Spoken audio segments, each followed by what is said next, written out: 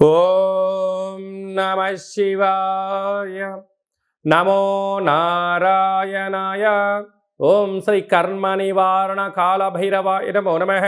ఓం వజ్రణకాయ విద్మహే తీక్షణ దగ్గుస్థాయ ధీమహి తన్నో నవనారసింహస్వామి ప్రచోదయాతు.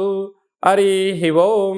మా ఛానల్కి స్వాగతం. చూస్తున్న వీక్షకులకు ప్రేక్షకులకు ప్రియ కాళ భైరవ భగవంతులకి స్వాగతం పలుకుతూ మమ్మల్ని ఎంతగానో ఆదరిస్తూ ఉండబడినటువంటి ప్రియ సోదరీమణులకు స్వాగతం పలుకుతూ సనాతన ధర్మ సంరక్షకులకు అలాగనే జ్యోతిష్య అభిమానులకు స్వాగతం పలుకుతూ 16/5/2024 నుండి 31/5/2024 వరకు పుట్టినటువంటి వారందరికీ కూడా ముందస్తుగా జన్మదిన శుభాకాంక్షలు. గతంలో వివాహం చేసుకున్న వారికి వివాహ వార్షికోత్సవ శుభాకాంక్షలు. మనకు వైశాఖ మాసం అనగానే పండగలకు కొదవలేనటువంటి మాసము కనుక అన్నవరంలో సత్యనారాయణ స్వామి యొక్క కళ్యాణము, స్వామివారిని స్మరించడం, ధ్యానించడం, వీలైతే ఇంట్లో మనం సంవత్సరానికి ఒక్కసారైనా శ్రీ రమా సహిత సత్యనారాయణ స్వామి వ్రతాన్ని ఆచరించుకోవడం వలన స్వామి యొక్క ఆశీస్సులు ఉంటాయి. అలాగనే మనకు వాసవి మాత అమ్మవారి యొక్క జయంతి, అమ్మను స్మరిస్తే అన్నీ మనకు ఉన్నట్లే అని చెప్పి గమనించాలి. అలాగనే మాసానాం వైశాఖ మాసం అంటారు. వైశాఖ మాస పూర్ణిమ తిథి యందున అరుణాచల స్వామివారి యొక్క గిరి పర్వత ప్రదక్షిణ చేసినట్లయితే సర్వము శుభప్రదమే అని చెప్పి గమనించాలి. ద్వాదశ రాశుల్లో గ్రహ గమనాలు ఒకసారి వీక్షింపచేద్దాం. మేషరాశిలో బుధుడు మరియు శుక్రుడు సంచార స్థితి, వృషభ రాశిలో రవి గురు సంచార స్థితి, కన్యరాశిలో కేతు సంచార స్థితి, కుంభరాశిలో శని భగవానుడు స్వక్షేత్ర సంచార స్థితి, మీనరాశిలో కుజరాహుల సంచార స్థితితో ద్వాదశ రాశుల్లో గ్రహ గమనాలు ఈ విధంగా ఉన్నాయి. 12 సంవత్సరముల తర్వాత శుక్ర భగవానుడు స్వక్షేత్రమైనటువంటి వృషభ రాశిలోకి ఈ 20వ తారీఖున మే నెలలో సంచరించడం జరుగుతుంది. అక్కడ విశిష్టత ఏమిటయ్యానగా 12 సంవత్సరముల తర్వాత దేవగురు బృహస్పతి వృషభ రాశిలో సంచారం చేయడం, గురు శుక్రులు అక్కడే సంచారం చేయడం, అక్కడే రవితో కలిపి ప్రయాణం చేయడం అనేటువంటిది ఒక రకమైనటువంటి గ్రహ సంచార స్థితి అని చెప్పి గమనించాలి. తులారాశి వారికి 12 సంవత్సరాల తర్వాత వృషభ రాశిలో శుక్ర భగవానుడు రవి చేత మరియు గురువు చేత సంచారం చేయడం, ఎలాంటి విధి విధానాలు పాటించాలో ఈ వీడియోలో సవివరంగా సంపూర్ణంగా తెలుసుకుందాం. తులారాశిలో ఏ నక్షత్రాలు వస్తాయనగా చిత్తా నక్షత్రంలోని 3వ పాదం, 4వ పాదం, స్వాతి నక్షత్రంలోని 4 పాదాలు, విశాఖ నక్షత్రంలోని 1, 2, 3 పాదములు కలిపితే తులారాశి అవ్వడం జరుగుతుంది. చాలామందికి పుట్టినటువంటి కాల సమయంలో డేటా బర్త్లు లేనటువంటి కారణం వలన పేరు యొక్క మొదటి అక్షరాన్ని అనుసరిస్తూ రాశిని తెలుసుకునే ప్రయత్నం అవుతుంది. అవి ఏ అక్షరాలు ఒకసారి పరిశీలన చేద్దాం.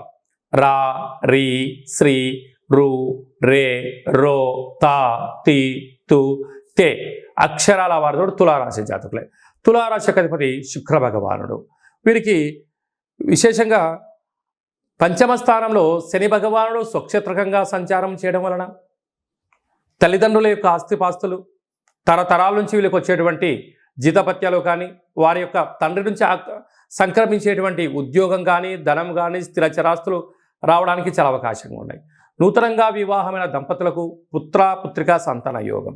సంతానం కలిగినటువంటి దంపతులు వారి యొక్క పిల్లల చదువులు, అభివృద్ధి, విదేశయానము, స్థిరమైనటువంటి జీవన విధానంలో తల్లిదండ్రులు విజయం వారి సొంతం కాబోతారని చెప్పి గమనించండి.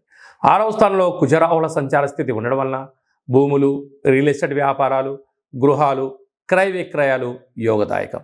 7వ స్థానంలో బుధ శుక్ర సంచార స్థితి ఉండడం వలన ప్రేమికుల మధ్య సయోధ్య, అన్నదమ్ముల మధ్య అన్యూన్యత, నూతనమైనటువంటి బంగారు ఆభరణాలు, విలాసవంతమైన వస్తువులు, కార్లు, తీర్థయాత్రలు, సంపూర్ణమైన ఆధ్యాత్మిక చింతనలో వీరి జీవితం ఆనందమయంగా ఉండే అవకాశాలు ఉన్నాయి.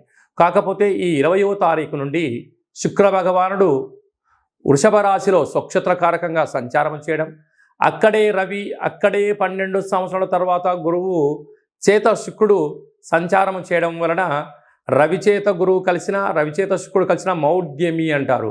పోతే ఈ తులారాశికి అష్టమ స్థానం అనగా ఆయుస్థానంలో సంచారం చేయడం వలన వీరి జన్మ నక్షత్రం రోజున అష్టమి పూర్ణిమ తిథుల యందున దూరావాయు జల ప్రయాణాలు పెట్టుకోకపోవడం మంచిదిగా భావించగలగాలి. కనుక అనవసరమైన ఖర్చులు, నిందలు, అపనిందలు, మనోవేదన, అంతర్గతమైన వ్యవహారాలు, ఆరోగ్యం సహకరించకపోవడం, చిన్న చిన్న విషయాలకు గొడవలు, అనేక రకాల అష్టకష్టాలు పొంచి ఉంటున్నాయి.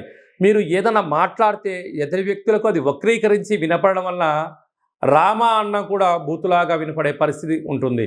కనుక ఇలాంటి కాల సమయంలో మౌనంగా ఉండడం, ఫేస్బుక్లో కానీ, వాట్సాప్లో కానీ, ఎక్కడ కానీ మీరు కొంత కంటెంట్ చదివిన మౌనంగా ఉండడంతో ఫార్వర్డ్ చేసినట్లయితే ఎవడో చేసినటువంటి పాపానికి మీరు బలయ్యే పరిస్థితి చాలా అధికంగా ఉంటుంది.